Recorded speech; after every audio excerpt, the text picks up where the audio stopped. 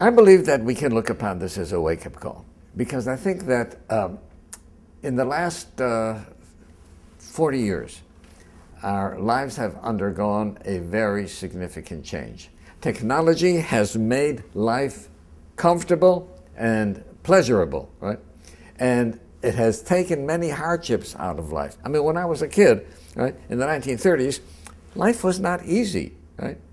But now life has become in so many ways so easy that we don't have the means for dealing with hardship, right? So what I would like people to know is, look, we have the reality, but hardship is not fatal, right? Why is it a wake-up call? Because I think we have to start thinking in terms of who am I, what is the purpose of my life, right? What do I hope to achieve in my 80 or 90 years on this earth, right?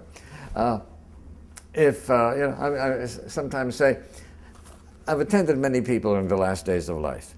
Never have I heard anybody say, my only regret is that I haven't spent more time in the office, right?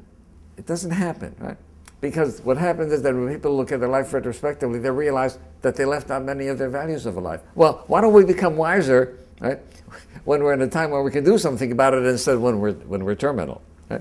So I think that the fact that we have lived so much of a commercial life, industrialized, and I'm not going to pitch religion, because unfortunately there's been a lot of drawbacks in organized religion, and people have lost faith in organized religion. But I wrote a book about spirituality where I said spirituality can stand independent of religion, right? Spirituality means being the best human being that you can, right? Meaning thinking about a purpose in life, because animals can't do that. Only human beings can do it. Thinking about how you can improve yourself and become a better person. Animals don't seek to improve themselves. Trying to help others, strangers, animals don't do that, right? Being able to delay gratification. Being able to make moral decisions, what's right and what's wrong, right? Animals can't do that. Animals are driven by their body. If the animal wants something, it has to go get it, and it can't think whether it's right or wrong, right? So I pointed out there are so many things that are unique about the human being. And I take all of those 12 or 13 or 14 uniquenesses, put them together, and I says, this is the human spirit. And that is what makes us different than animals.